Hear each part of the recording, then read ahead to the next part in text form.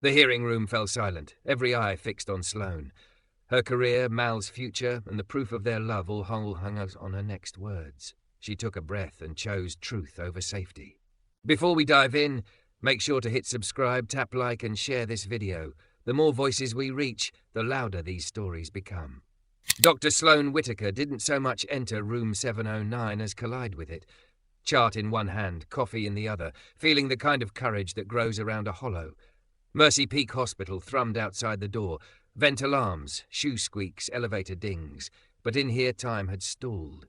A woman the colour of candlelight lay propped against pillows that made her look smaller than 28.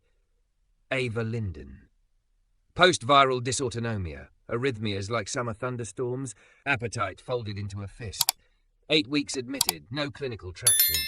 The kind of case that shaved months off a doctor's certainty. "Morning," Sloane said, voice even, hip leaning into the counter, curves pressed into a white coat that never fully disguised the woman inside it. "How's the dizziness?" Ava regarded her like the window, politely, distantly. "Same." "Chest flutters?" "Worse when people ask," Ava murmured. Sloane swallowed the sigh and turned to the monitor.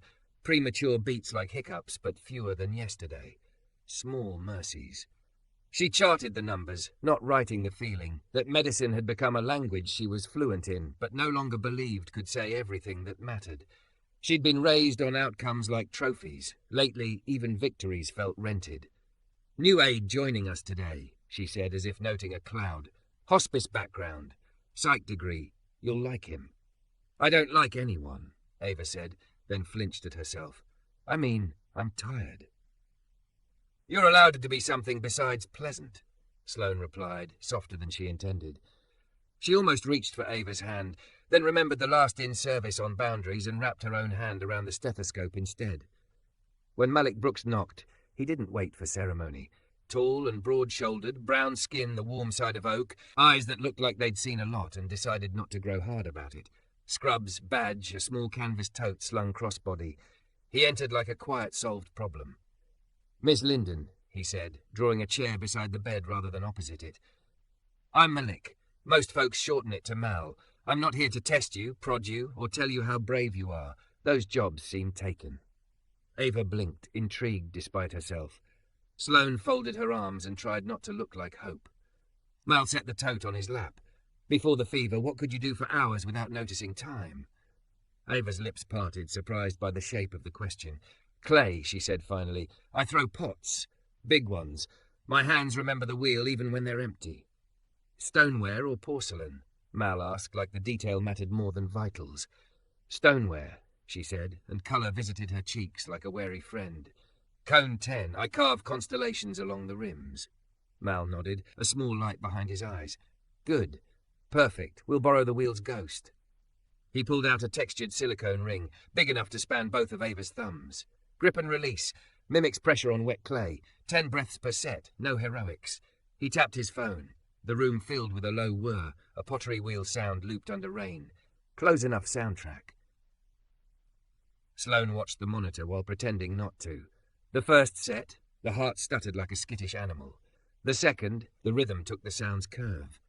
By the fourth, the numbers sat in ranges Sloane hadn't coaxed with any drip or pill.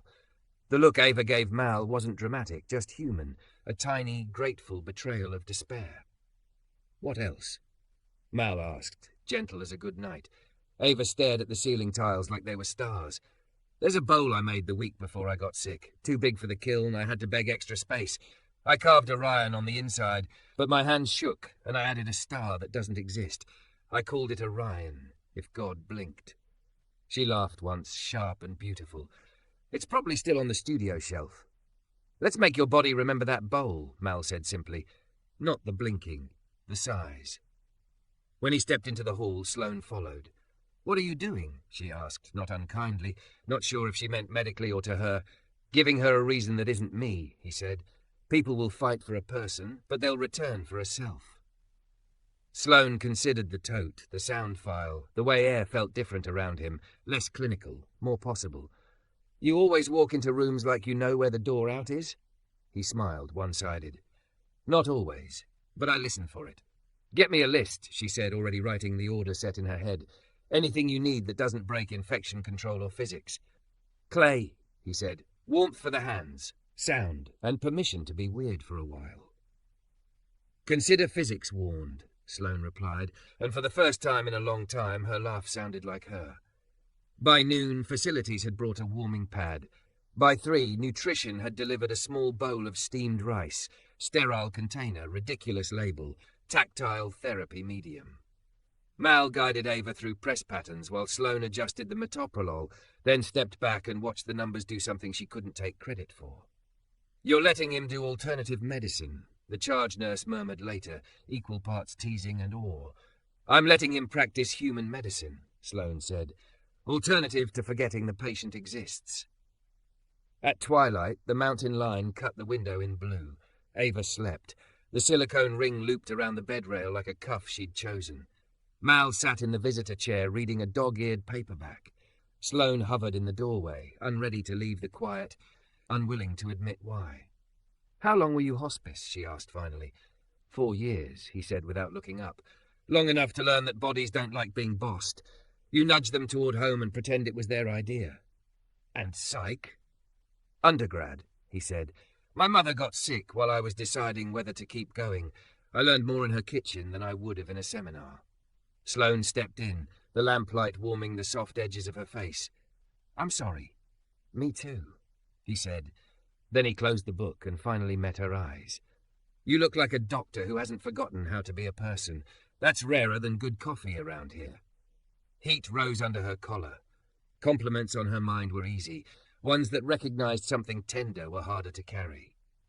You look like trouble, she said, attempting lightness and landing in truth. The good kind that makes me rewrite protocols. Then write them, he said. I'll keep the rice warm. The next morning, rumour arrived before Sloane did. A resident scoffed at the mud project. A nurse muttered about scope. Sloane ignored them with the precision of a woman who had built her career on being unflinchable, and then walked straight into Crane's office with a 3-page draft titled Meaning-Anchored Care, Protocol Beta. Objective criteria, contraindications, documentation standards, interdisciplinary sign-offs, infection control addendum, outcomes to track. She wrote like someone throwing a rope over a runaway idea to keep it in the world. Crane skimmed, raised a skeptical brow, and set his pen down. If this becomes a TikTok, I will personally assign you to triage for a month. If it becomes a discharge, Sloane said, you can assign me to whatever hell you like. He grunted something that might have been approval. Pilot it. Report to me in 7 days. If the numbers lie, the wheel dies. Back in 709, Mal was coaching Ava through a sit-stand sequence that used the rhythm of the wheel sound as a metronome. Ava's jaw shook. Sloane could see the heave of fear beneath it. Mal didn't say you got this. Words that bounce off despair like pennies. He said quietly, We're not proving anything today. We're just visiting the version of you who could do this 2 months ago. We'll leave a note to let her know you're coming back. Ava stood, breath ragged, cheeks wet, hands pressed to the rolling table. 3 seconds. 5, 7. The monitor behaved. She sat, stunned by her own survival. Again? Mal asked. Ava nodded. By late afternoon, a tray arrived with poached eggs and toast. Ava wrinkled her nose and then surprised everyone by eating half. Sloane pretended to double-check the IV pump so she could hide a smile that felt like sunshine waking up in her chest. Before shift change, Ava spoke without prompting. Dr. Whitaker? Sloane turned. Yes. I hate being sick, Ava said, but I hate who it makes me more. The kind of person who declines water like it's an argument she wants to win. Today I felt less like that. Sloane's throat tightened. I can work with that person, she said. I can work with either, but I like her. After lights down, Sloane sat alone in the family lounge and let the day catch up to her. She'd built a life where competence was currency and intimacy a liability. The hospital loved her for it. The city wrote profiles. The Mirror showed a woman who had traded softness for certainty and won. So why did the sound of a fake pottery wheel make her feel more honest than any award ceremony ever had?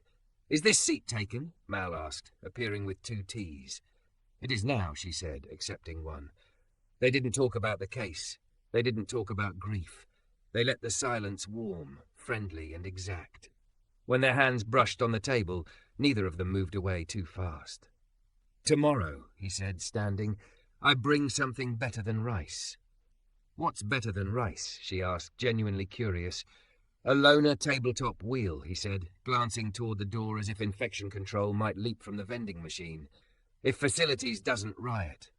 Sloane should have said no. She should have said, we'll see. What she said was, I'll cover you. He smiled like he believed her. Of course you will. When Sloane finally returned to her office, the city lay blue-black beyond the window, mountains cut from paper and pinned to the horizon. She opened her laptop to finish notes and instead typed 3 words into an email to HR that she did not send. Potential conflict disclosure. She stared at the cursor at the future it threatened and promised. Then she closed the draft, set an alarm, and leaned back in her chair. In the quiet, she said it out loud to the empty room, testing how it felt shaped by air. I want to be brave in the right direction. The words didn't echo. They settled into her like medicine that knew her name. The tabletop wheel arrived 2 mornings later under a blank invoice that called it Therapeutic Tactile Apparatus, Rotational. Sloane signed with a straight face and a fast heart, then escorted facilities to room 709 like a lawyer smuggling precedent into court. Infection control glowered until she slid over a protocol packet with 6 signatures and a highlighted line about disposable splash guards. The guard went on. The wheel hummed to life. Nobody burst into flames. Ava watched, knees hugged under the blanket, eyes wider than Sloane had ever seen them. You're kidding. Dead serious, Sloane said. No clay yet. We start with spin, breath, posture. If your numbers behave, we graduate. Mal knelt to foot pedal height, tested the torque, and angled the tray table so Ava's wrists could rest without strain. He set the phone beside the machine and layered the real hum under the recorded one, a sound like rain deciding to circle. 5 breaths in, 5 out, he said, hands hovering at first. You're going to let the wheel move your attention without taking anything from you. The wheel turned. Ava matched it, shaky, then steadier. Monitors settled the way people do when someone kind finally sits down with them. When she lifted her hands, she looked at her fingers like they were old teammates returning from injury. Again? Mal asked. Please, Ava whispered, and the word didn't sound like surrender. It sounded like choosing. By noon, word had spread. Nurses pretended to tidy just to watch the vinyasa of breath and spin. A resident drifted in with a smirk and drifted out with one he didn't know where to put. Sloane charted vitals with the detached precision of a scientist and the giddy gratitude of a thief who'd gotten away with something righteous. In the afternoon sun, Mal slid a shallow basin of warmed rice under Ava's hands. Texture, he said, for the brain map that lost its edges. Ava pressed, lifted, pressed, breath sinking with the wheel's purr. Sloane hovered, then forced herself to step back. Control had been her religion. Lately she suspected conviction and control weren't the same. At shift change, the charge nurse cornered Sloane at the med station. 2 questions, she said, counting on her fingers. 1, are we doing ceramics now?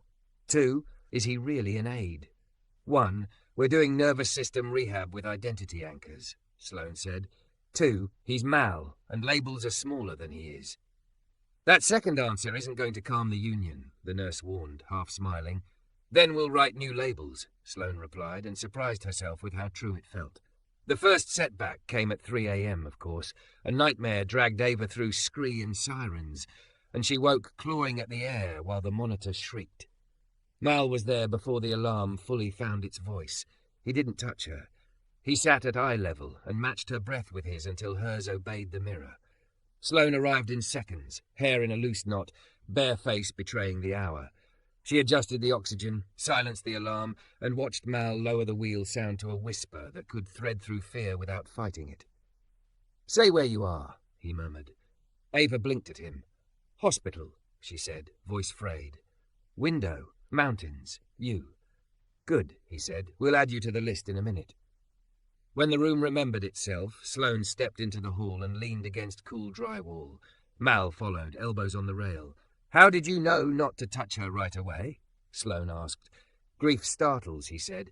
Sometimes a hand feels like a shove. Sometimes a voice feels like a hand. He hesitated, then added, I learned that with my mother. We practiced not fixing each other. We practiced witnessing. Sloane nodded, and the instinct to be brave in the wrong ways, busy, polished, invulnerable, felt far away. You're making me rewrite my operating system." "Me too," he said, and for a heartbeat the fluorescent corridor felt like a chapel. By day 4, Ava could sit for an hour, stand for 10 minutes, and do a slow lap to the sunlit alcove at the end of the hall. She ate half her breakfast and then, with theatrical disdain, an entire cup of pudding. Her sarcasm returned like a migrating bird. "Do I get a badge for walking past the door without crying?" she asked, gripping the rolling table. "You get a sticker," Mal said gravely, producing a sheet of gold stars from the tote. Ava barked a laugh so sudden the monitor hiccuped. "I used to give those to my pottery students." "Now you hoard them," Mal said. "Power move." Sloane watched them, a warmth in her that didn't need a diagnosis. She thought of how often her success had been framed as steel, the unbending kind that survives storms by refusing to sway. Watching Mal, she wondered if she'd been misled about what strength looked like. Maybe the strongest thing in the room was the person who could let it be human. And then the hospital remembered it was a hospital. An email from the chief, review meeting at 1400. Attendees Crane, nursing, union, ethics, rehab, psych, Sloane and Mal. Subject, pilot boundaries, scope, optics. Optics, Sloane said, reading it twice. "I hate that word." "It's another word for story," Mal said. "We can tell ours better than rumours tell theirs." They arrived to a conference room with glass walls and tired plants. Crane tapped the table with a capped pen. "You've made a lot of fans," he said, "and a few enemies. The latter send me paragraphs." Sloane slid the protocol update across. "Outcomes speak." Psych skimmed and nodded. Rehab asked practical questions and smiled when Sloane had the answers. Nursing worried aloud about precedent. The union rep pointed to Mal. "Scope?" "Presence," Mal said evenly. "Coaching within PT plan. No therapy. No adjustments without sign-off. I document more than anyone likes to read." "And the relationship rumours?" someone asked, failing at casual. Silence took a seat. Sloane felt heat climb her neck, then willed it down. "We've disclosed a potential conflict to HR," she said, voice steady. "We're following the policy you wrote last month and are more boring than the rumour wants us to be." Crane stared at her, then at Mal. "I care about 3 things. Safety, outcomes, and headlines. You're delivering 2. Don't give me the 3rd. "Understood," Sloane said. "Pilot continues," Crane concluded. "Quarterly audit, interdisciplinary sign-offs. If you keep discharging people no one could touch, I'll pretend the wheel was my idea." Back in 709, the room had the stillness of a forenoon church. Ava traced circles on the bedside table with a fingertip, practicing motion even at rest. When Sloane explained the meeting in simple lines, Ava snorted. "Tell them I'll knit them a sweater with the words 'it worked' if they sign off faster." "Union blue or hospital green?" Mal asked. "Petty grey," Ava said. They laughed until the monitor complained. After it settled, Ava looked between them and said, sudden and serious, "You make a good team. Don't wreck it by pretending you don't like each other." Sloane opened her mouth and Mal beat her to it. "We like each other," he said. "We also like our jobs. We're learning to like both without setting either on fire." "Fine," Ava said, satisfied. "Just don't lie to me while you're teaching me how to live." The discharge plan formed itself like a bowl on a steady wheel. Home health, a borrowed wheel from the non-profit, a studio visit when stamina allowed, carved out rest windows with alarms labelled not nap but glazed time. Sloane adjusted meds. Mal assembled a binder titled What Your Body Forgot and How We Remind It. Ava decorated the cover with a drawn constellation and 1 extra star. On the 6th afternoon, Sloane walked into 709 and stopped. Sun flooded the window, and in that light she saw Ava not as an inpatient but as a woman. Colour in her cheeks, hair brushed, a soft sweater over hospital linen. If room 709 had been a spell that made people small, the spell was breaking. "You look like someone who could argue about coffee," Sloane said. "I would kill for coffee," Ava said solemnly.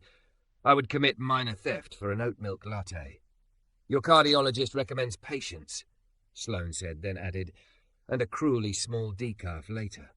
Ava grinned, then sobered, then reached. "Dr. Whitaker?" Sloane took her hand without thinking. It was warm and real and not a number. "Yes. If you hadn't let him bring that wheel, I wouldn't have believed I was allowed to try," she said. "Thank you for being not steel." The words hit Sloane like weather, sudden, clarifying. She squeezed once, then gently set the hand down, aware of doors and glass and the world. That evening, Sloane found Mal in the rehab garden, sitting on the low wall painted with patient names and tiny comets. City lights blinked a code only night understands. She sat beside him, dress under her coat, curves at ease for once, hair undone by wind. "Meeting went as well as it could," she said. "And our patient," he asked. "Wants to commit coffee crimes," Sloane said, "which I take as recovery." They were quiet long enough to hear a siren fold into distance. Sloane turned, the admission rising on its own. "I started the HR disclosure. I'll send it after discharge. I don't want our honesty to be the thing that costs her anything." "Thank you," he said. He looked down at his hands. "I used to think rules were fences to jump. Lately I think they're sometimes bridges if you build them yourselves." She smiled, a little rueful. "You and your bridges. You and your storms," he countered, and then his voice softened. "Sloane, I like you in ways that don't fit on a badge." She exhaled. Relief. Fear. Relief again. "I like you in ways that make me want to be careful with the thing I've always weaponized. My competence." "So we'll be careful," he said. "Disclose. Boundaries. No secrets. And when we're off the clock, we can practice being people." "Practice," she echoed, liking the humility of the word. They sat until the wind got mean. When they stood, their hands found each other for a breath-long squeeze, a charge that felt less like rebellion than alignment. Back in 709, Ava slept with the wheel silent and the silicone ring looped on the rail like a liturgy. Sloane stood in the doorway and watched the monitor trace out an ordinary miracle. Mal leaned beside her, close but not touching. "Tomorrow?" he asked. "Tomorrow," she said. "Clay." They brought the clay in a sterile pouch that looked like it should contain something tragic, not mud. Infection Control watched like hawks while Sloane signed 3 forms, and Mal set the packet under a heat lamp. He laid absorbent pads, taped plastic sheeting over every surface, and arranged a shallow basin beside the tabletop wheel like an altar bowl. Ava eyed the setup with a reverence that made Sloane's throat tighten. "You're serious." "Deadly," Mal said, "but not literally." "No heroics," Sloane added. "If your heart misbehaves, the mud rests." Mal eased the soft clay into the basin, gloved hands working as if he were waking a sleeping animal. He centered it with a thumb press, then rolled his stool to Ava's side. "We start with ghost throwing," he said. "I'll do the heavy work. You ride the memory." He pressed the pedal. The wheel purred to that familiar looped hum. Ava lifted her hands, tremor flickering at the edges, and laid them over Mal's, not touching skin. Glove against glove, distance preserved like a vow. Together they coaxed the lump into a wobbling cylinder. The first time it collapsed, Ava flinched hard enough to set the monitor clicking. The second time her mouth quirked. The third time the clay rose, taller than logic. "God," she whispered, tears sliding without drama. "I forgot this feeling had a name." Mal nodded toward the numbers. "Your heart remembers too." Sloane watched, half clinician, half witness. Control had always been her instrument. Today she played accompaniment. When Ava's shoulders trembled, Sloane adjusted the bed height and the IV line like a stagehand who knows the performance depends on lighting that isn't seen. They stopped at 10 minutes, then 15 in the afternoon. Between sessions, Mal guided hand strength drills with a textured ring and a warmed bag of rice. Press, release, breathe. Sloane recalibrated meds, turned down the beta blocker a notch, and ordered a trial of gentle salt tabs to support volume. The numbers held. Ava ate 3/4 of her dinner and made a face when the pudding wasn't chocolate. Sarcasm is a wonderful vital sign, Sloane thought, writing it nowhere and everywhere. On day 2 of clay, the wheel stuttered and Ava's breath hitched. The monitor jumped into a run of premature beats that threatened to ladder into something uglier. Sloane was at the bedside before anyone else had processed the tone, thumb on the carotid, voice low. Vagal. Now. "On it," Mal said, already cueing breath counts, 4 in, 6 out, then gently guiding Ava to bear down like she was moving a stubborn lid. The run shortened, then resolved. Sloane felt the knot in her sternum loosen in increments. Ava looked between them, cheeks wet and furious.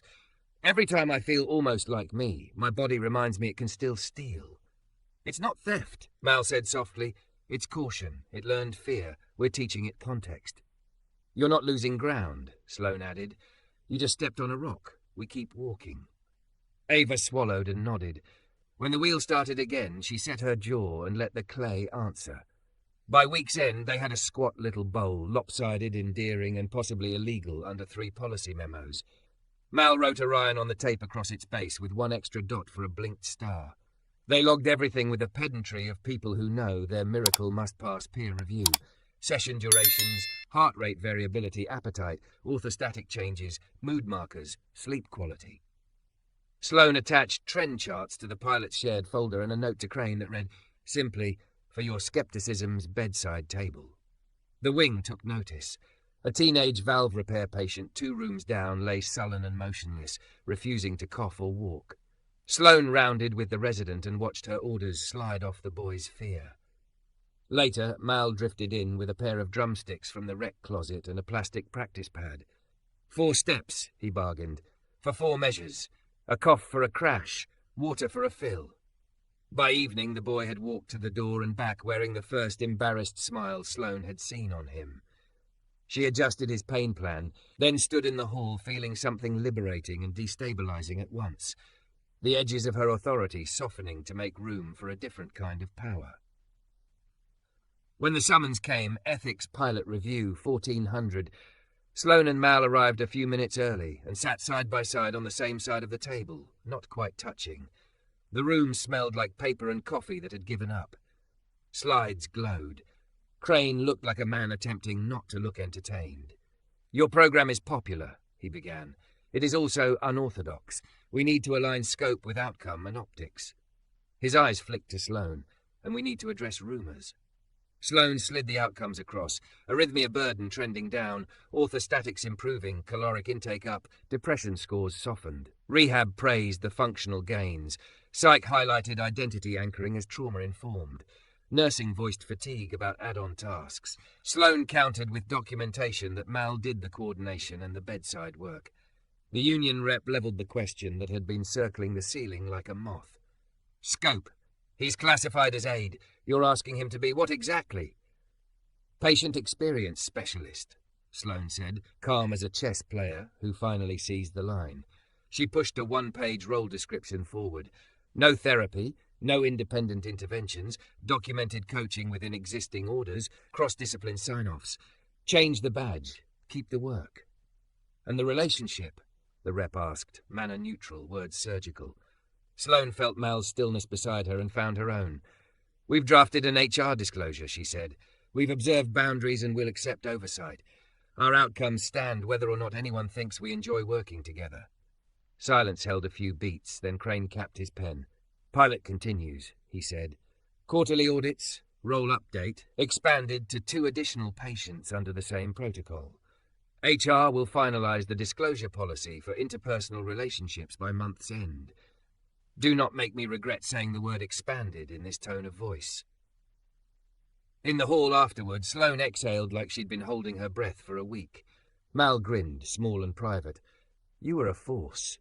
You were a bridge," she said, and the metaphor that had started as a joke now felt like a map. They took the victory to the rehab garden at dusk, where the city laid out its lights like a stitched promise. Patients had left painted riverstones along the low wall, names and dates and tiny galaxies. Sloane traced one with a fingertip. "Alma, walked to the window, spring." "We should leave one for Ava," Mal said. "She deserves a boulder," Sloane replied. "She deserves a studio," he countered. "Soon," Sloane said, hoping the word didn't tempt the gods. The word held. Ava's gait smoothed. Her appetite nipped at hunger and then bit. She napped without nightmares 3 afternoons in a row. She asked Sloane to explain her meds like a student instead of a defendant, and made a joke about beta blockers that would have killed at a cardiology conference.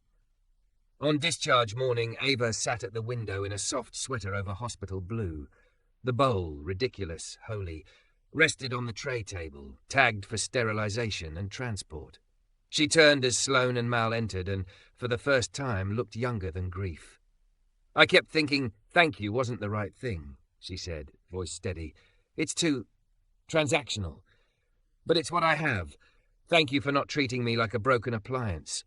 Thank you for remembering that I used to make things, not just take things." "You did this," Sloane said. "We just put rails on the path you were already walking." Mal tapped the bowl's taped name. "We'll get the glaze right next time." "Next time?" Ava blinked and then smiled fiercely. There'll be one. They walked her to the alcove for a last look at the mountains. Blue knives softened by distance, Winter thinking about leaving. The elevators dinged. The transport tech adjusted the footrests. Sloane's hands itched to fuss and didn't. Mal tucked the binder into the bag on the back of the chair, what your body forgot and how we remind it. At the elevator, Ava gripped both their hands and held on. I don't know how to say this without sounding dramatic, she said, but the last weeks felt like I was learning a new language for living. You two. She swallowed. You were my translators. The doors opened. She let go. The doors closed. Sloane stood staring at her reflection, tired, softened, very alive. Mal stood close enough that she could feel his warmth without borrowing it. They didn't move for a long beat. The wing kept humming. Alarms, laughter, the squeak of a mop. Finally Mal said, HR? After rounds, Sloane answered. We do it right. Dinner? He asked, almost tentative. Off campus, she said, after the email. He nodded, and his smile was the exact size of the moment. No bigger, no smaller. Back in her office, Sloane opened the drafted disclosure and read it once, then again. She added a sentence about patient-first boundaries and the pilot's oversight. She removed a sentence that over-explained, as if begging permission. Then she put in the thing she'd been circling. We believe our partnership strengthens care. We offer transparency to protect patients, colleagues, and the work. She hit send. The cursor blinked like a held breath finally released. Her pager buzzed before she could savor relief. ED consult, PEDS trauma. Stable. Withdrawn. Non-verbal. Requesting meaning-anchored approach. Attached was a name. Mara Voss, 12. Sloane grabbed her coat and the protocol folder and jogged for the elevators, heart-drumming something that wasn't fear. In the lobby, she nearly collided with Mal coming off the other bank, totes slung across his chest. PEDS, he asked. PEDS, she confirmed. They matched stride without speaking, two parts of a new instrument, learning how to play a single note at exactly the same time. The pediatric ICU always smelled sharper, like antiseptic layered over fear. 12-year-old Mara Voss sat upright in her bed, gaze fixed on the skyline beyond the sealed glass. 3 weeks out from a car crash that took her parents and younger brother, she was healed enough to walk but wouldn't speak, wouldn't eat more than a few bites, wouldn't look at anyone long enough to be claimed by them. Sloane paused at the threshold, tablet tucked under her arm, heart tightening in recognition. She'd seen this stare before, in Ava, in others, but never in someone so young. Trauma had hollowed her, and the hospital had filled the hollow with wires and protocols. Mal moved first. He dropped into the visitor chair at Mara's side, lowering himself until his eyes were level with hers. No charts, no clipboard, just him. Mara, he said, voice warm but not soft. I'm Mal. This is Dr. Whitaker. We're not here to ask how much pain you're in or how hungry you are. I already know the answers. Enough and not enough. Her eyes flicked once toward him. Not surrender, but not absence either. He leaned his elbows on his knees. 2 years ago, I lost my mom. Different story, same hole. For a long time, I thought if I got better, it meant I was leaving her behind. Like I'd be betraying her by laughing or eating or remembering her favorite songs. Does that sound familiar? Her lip trembled once, like a wire vibrating. Sloane watched from the foot of the bed, holding her silence the way she'd hold a fragile jar. Mal's words weren't therapy. They were testimony, given carefully, without demand. Mara's eyes finally shifted from the skyline to his face. He didn't move, didn't celebrate. He just let her look. Here's what I figured out, Mal went on. Getting better isn't forgetting. It's making a bigger container so the love has room to keep moving. Love doesn't stop when people do. It just changes shape. The girl blinked, fast and furious. Her throat worked, but no sound came. Then her gaze dropped to the small notebook on her tray table. Slowly, with a hand that shook like Ava's first steps, she wrote. Stars. Mal smiled, small and certain. Yeah, that's the shape it takes sometimes. Over the next week, Mara said nothing, but she wrote. 1 word per day at first, then a phrase. Dark sky. Family. Telescope. Her aunt explained that Mara's dream before the crash had been to be an astronomer. Then that's the language, Mal said, showing up the next morning with a child's astronomy book from the volunteer library. He slid it across the tray table like a gift that expected nothing.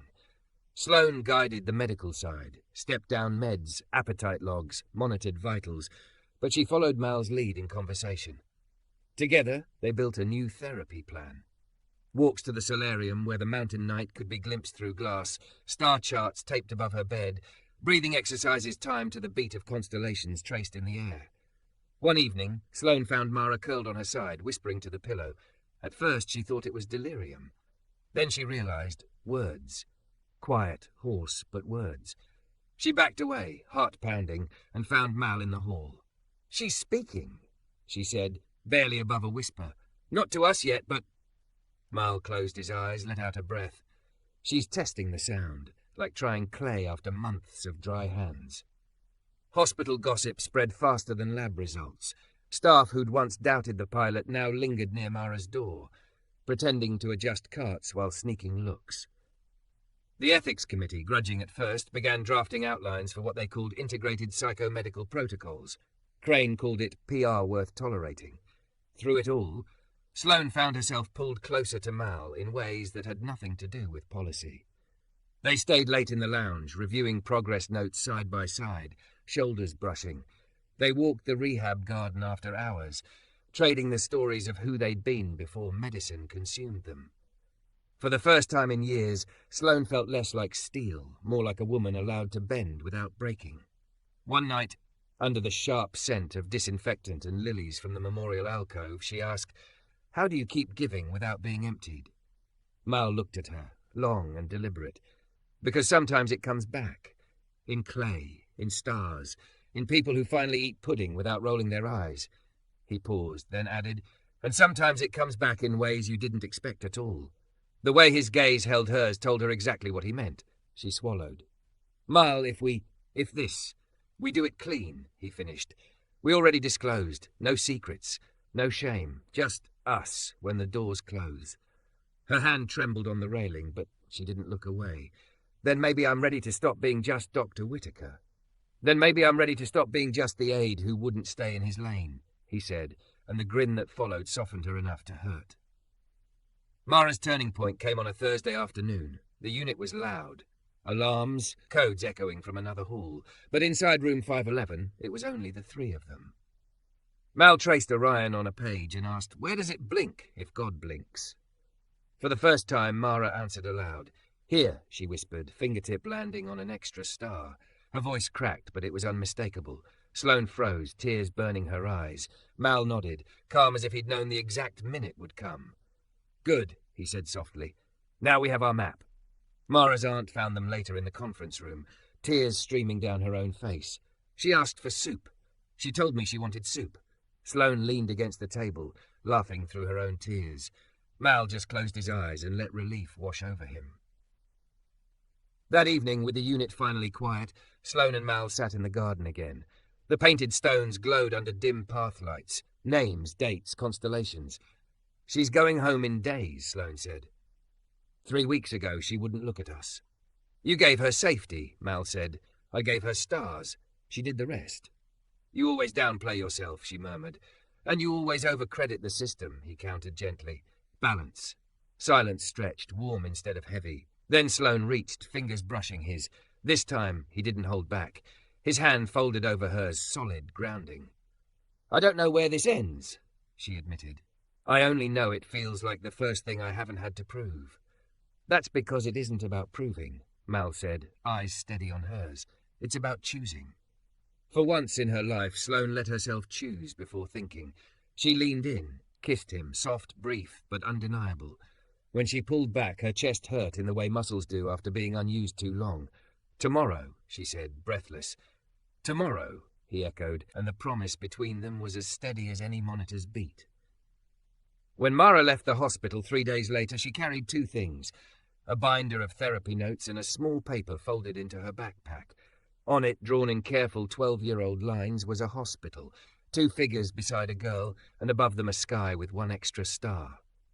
As she wheeled toward the elevator, she looked back and whispered, loud enough this time for them both to hear, "Thank you." Sloane's throat closed. Mal lifted a hand in quiet salute. The doors closed. The silence that followed was full, not empty. Sloane felt Mal's hand brush hers again, and this time she held on. The hearing room was too bright, too quiet, and too full of eyes. Sloane sat at the long table with her notes stacked neatly, though her hands wanted to tremble. Mal was beside her, shoulders squared, face calm in that way he wore when the storm inside him was loudest. Across the table sat the hospital's ethics committee. Dr. Foster in the centre, 2 department heads to her left, Crane on her right, and a row of administrators who believed policies could be armour. Dr. Whitaker. Dr. Foster began, "We're here to review concerns about your professional conduct, specifically your relationship with Mr. Brooks and whether it compromises patient care." The words rang out like a verdict. Sloane forced her voice steady. "I welcome this review. I want transparency. Our work together has been unconventional, yes, but the outcomes are undeniable." She handed over a packet. Ava's full recovery, Mara's discharge notes, charts showing improved compliance and satisfaction scores. Our patients aren't just surviving, they're living again. Crane flipped through the data, brow furrowing. Foster's gaze, sharp as glass, didn't soften. "And your personal involvement with Mr. Brooks?" Sloane inhaled. This was the moment she'd rehearsed. "It exists. We disclosed it to HR. We've observed professional boundaries in all patient interactions, and every decision I've made has been documented, justified, and co-signed by interdisciplinary colleagues." "Yet the perception remains," Foster pressed. "How do we know your judgment isn't clouded?" Mal finally spoke, his voice low but firm. "Because patients like Mara don't start speaking again because of gossip. They speak because someone created safety and meaning. Dr. Whitaker's decisions were always about the patient. If anything, she held our personal connection at arm's length longer than was fair to herself." A ripple moved across the table, surprise at his frankness. Foster's lips thinned. "And if your relationship ends, then the work remains," Sloane said. "Because what we've built isn't about us. It's about a philosophy of care, medicine anchored in meaning, grief acknowledged as physiology, identity restored as treatment. That won't vanish with us." Silence followed, heavy and measuring. Finally, Crane spoke. "The numbers don't lie. The outcomes are better than anything we've logged in these patient categories in years. But we cannot ignore the precedent. If we sanction this, we need safeguards." "Then write them," Sloane said, her voice carrying steel and something softer beneath it. "Oversight, audits, ethics reviews will stand as the pilot case. Let us prove that love doesn't have to be a liability in medicine." The deliberation dragged, the air thick with the scent of recycled ventilation. Mal touched her hand under the table, just once, a brush of warmth that steadied her pulse. She looked at him and saw not an aid, not a liability, but the man who'd pulled life back into rooms she thought were beyond rescue. When the committee filed back in, Foster read the decision. "We find no evidence that patient care has been compromised. In fact, evidence suggests patient outcomes have improved. However, due to the personal relationship between Dr. Whitaker and Mr. Brooks, the committee recommends ongoing oversight, quarterly ethics reviews, formalized disclosure protocols, and boundary workshops. You will serve as the pilot program for new relationship guidelines." Relief swept Sloane so suddenly she nearly laughed.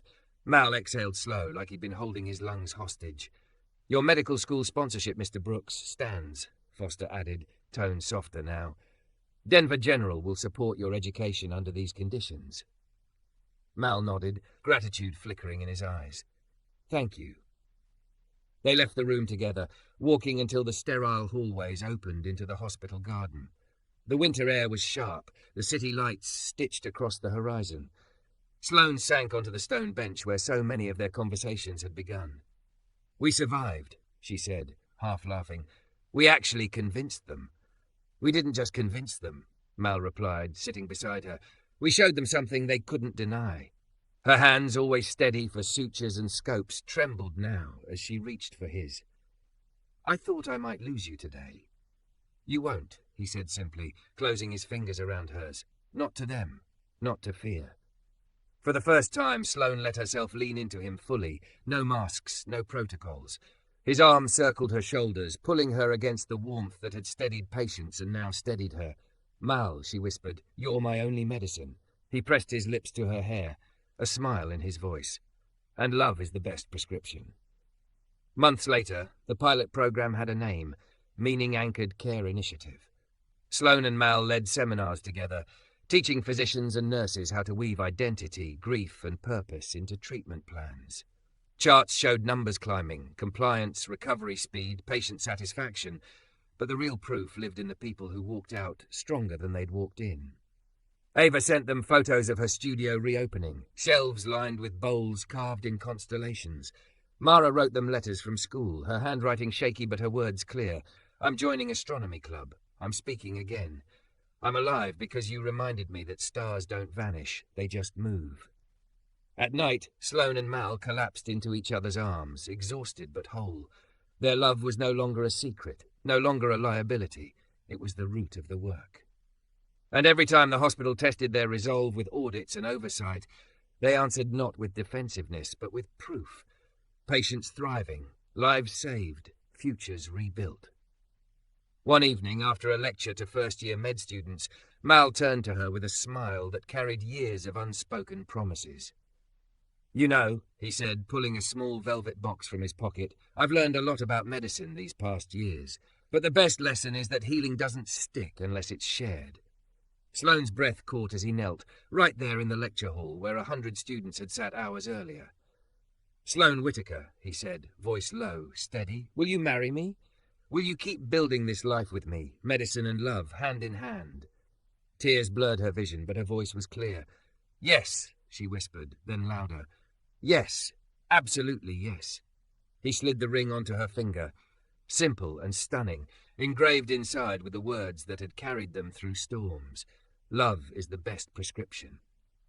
When he kissed her, the future unfolded before her. Patients, students, families, a hospital changed by the scandal that became salvation. And at the centre of it, always, the two of them. Sloane knew, finally, that she hadn't risked her career. She had rebuilt it on stronger ground. And with Mal beside her, she wasn't just healing patients, she was healing herself.